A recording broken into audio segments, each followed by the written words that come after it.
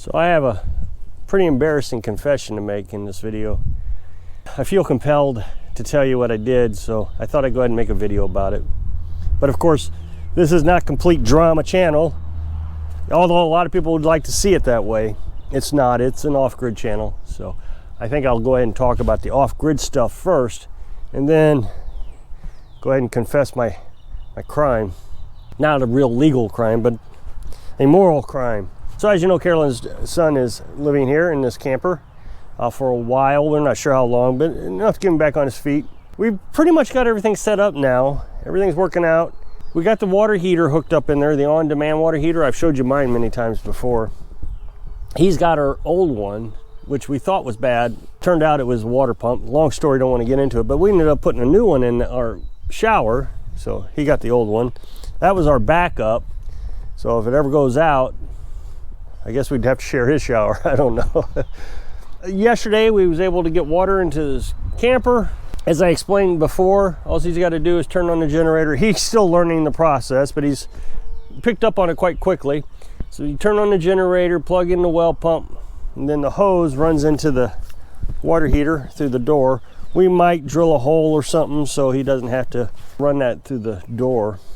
So on the drain side of the shower, we put a bucket there for now until we can get this camper higher up here.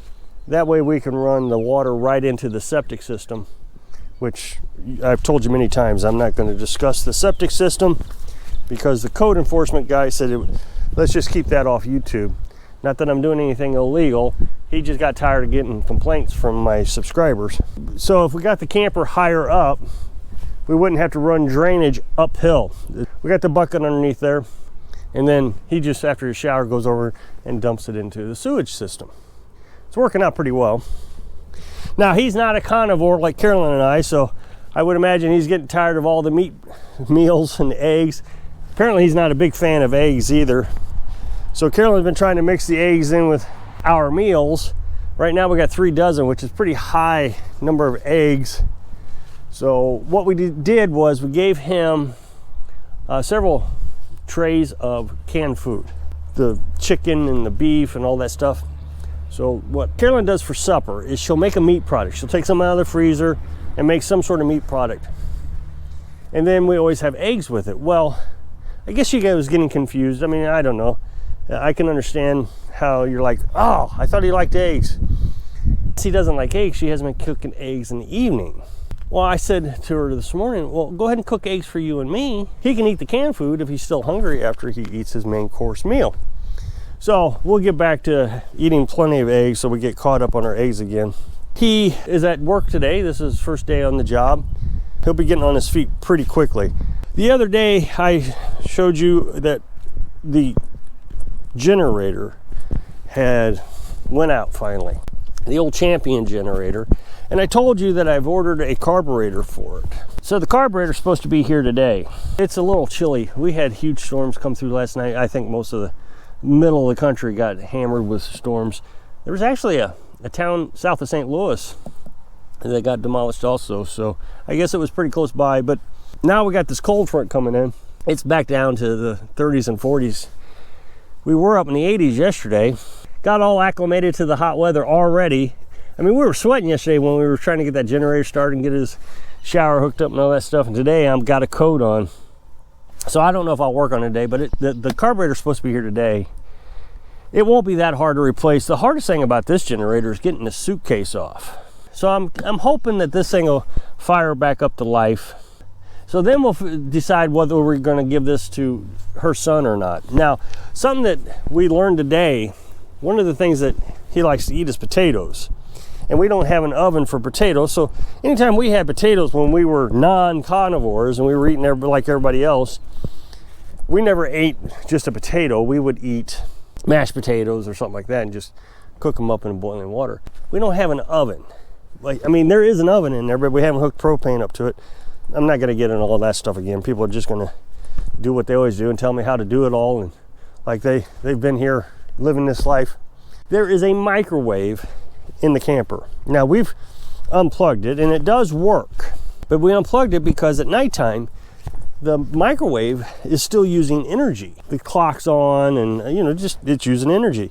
Well, we're on batteries at night, so we got to really watch our energy usage at night.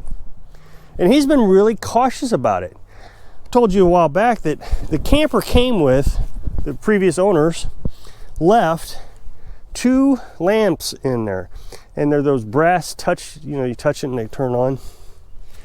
And they don't use hardly any energy at all, but he was concerned that he wasn't going to be able to use any lights at night, which is fine. I mean, he's not using any energy. It calculated at 0 watts. A few minutes ago, I went in there to see if he could cook his potatoes in the microwave. I didn't think the inverter would pull it. I'm using the old inverter. We have 3 inverters right now. We have a 2,000 watt inverter that I don't use except for the well. The reason I don't use it is really 2 reasons. Is I don't want to wear it out. It's pretty expensive. Secondly, just having it on uses energy.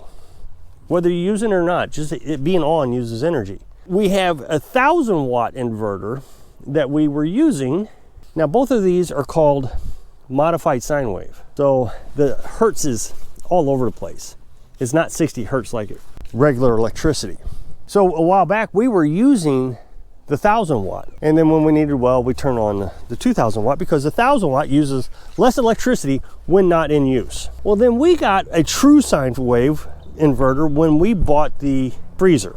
We kind of thought that the modified sine wave burned up our refrigerator. We were wrong. The refrigerator's fine. For some reason it didn't kick on for a long time, and anyway, long story, don't want to get into that again. True sine wave is 60 hertz. So we've been using that for the house. But now that he's in the camper, we didn't want to try to explain that he only got so much electricity before he would shut off the inverter. It's just another thing he would have to learn while he's trying to get his life in order. So I didn't want to make that a big complicated story. When the freezer's running, you can't use this or this or this. So what I did was I hooked his camper up to the modified sine wave. So I have 2 inverters running right now. The true sine wave goes to our house, and the modified that goes to the camper. Well, I didn't think that modified sine wave would run the microwave. What happens is you don't have that 60 hertz, so motors heat up more than they should, and things just wear out over time. So I went in there and tested it while he's at work, and it worked. Not only did it work, but it didn't shut off. I figured it'd be too much power for the 1,000 watt inverter. So what I'm going to tell him is he can run it 1 of 2 times. Well, either time actually. He can run it if the generator is running. So in the morning and the evening, if he wants to cook a potato in the microwave, is in general when I run the generator. But on sunny days, he can run the microwave all day long. Now he's got a little bit of modern conveniences that we don't have in the house. As you know, since this generator went out, and I'm not sure I'm going to be able to repair it, we went ahead and bought another generator. This thing is really nice. It weighs 26 pounds. It's a little bit louder than that old generator. Now this is only 1,500 watts, but I mean, look at it. Look how tiny this thing is. I'm gonna grab that other generator. We can compare the 2. Now obviously this one's not sitting on a brick, but it's without the brick, half the size. This one I think is 50 pounds, 26 pounds. Now the dual fuel, which is actually bigger than this one, it's only 35 pounds, so it's actually weighs less than this one. This one is a little bit louder. It does make a little bit more noise. But other than that, this thing is pretty neat. It's a nice little generator. Easy to operate, not a lot of confusing buttons and switches and different things like the old one. It does use a little bit more gas. I've told you many times, this one burns a lot of oil. And within, I would say 2 weeks, this one will go through a quart of oil. I mean, it uses a significant amount of oil. We may go ahead and just continue running this one. It is louder, and I am concerned about that. With Carolyn's son's camper being so close, he didn't say anything this morning. I had it run this morning, and he got up to go to work. He didn't complain about it, so maybe it's not that bad. I'll talk to him about it, make sure it's not too loud. But we'll go ahead and run this one, even if I get this one fixed. This one, in the last couple of videos, I said that it has somewhere in between 6,000 and 10,000 hours on it. And I got a comment that it just bothers me. And I know people get, some people, not all, there's others that really love my commentary about my subscribers, but the commenters, I should say. But I worry about where our nation is. My audience is primarily in their 50s and 60s. I have analytics that tell me how old they are, but they act so childish and they just want to one-up you so bad. And then they want to call you an idiot. And I've talked to you about this before. I don't have a problem if people don't have good grammar. I really don't care. I don't care if people have good math skills. I don't care. But if you're going to criticize someone for their intelligence level, you better make sure your intelligence level exceeds theirs. So I said this could have 10,000 hours on it. And somebody says, there's not even 10,000 hours in 4 years. Because I said we had this 4 years. It's more like 5 years, but regardless, you're an idiot. So he spelled your wrong. It's supposed to be Y-O-U-R-E. So he spelled it Y-O-U-R, just like all the other ones that want to call me an idiot. Prove to me that they're the idiot. So I was like, surely there's 10,000 hours in it, because I've done these calculations before, so I recalculated to make sure I was right. Now, I brought my calculator with me. So there is 24 hours in a day. Now, I don't run the generator 24 hours a day, admittedly, but I wanted to make sure that there are 10,000 hours in 4 years. There are 365 days in a year, so 24 times 365 gives me 8,760 hours in 1 year. That's almost 10,000 hours right there. Then you go 4 years, so times 4 gives me 35,000 hours. How is there not 10,000 hours? Then I got to thinking about, well, let me make sure that I'm not completely wrong. So I figured I probably, on average, run this thing somewhere in between 6 and 8 hours a day. Some days a lot less. But when we were putting this place together before we got solar panels and everything hooked up, I ran that generator for 2 weeks straight. Just never shut it off. It was on all the time. It's run the air conditioner. It has ran the well. It ran our nomadic lifestyle. And in the nomadic lifestyle, I was running it 8 to 12 hours a day every day because we didn't have solar panels. So I said, let's do 6 hours a day. So 6 times 365, that's 2,190 hours in 1 year times 4 years. It gives me 8,760 hours in 4 years. And I figured, well, yeah, probably 5 hours. So we're close to 10,000 hours, just like I said in the video.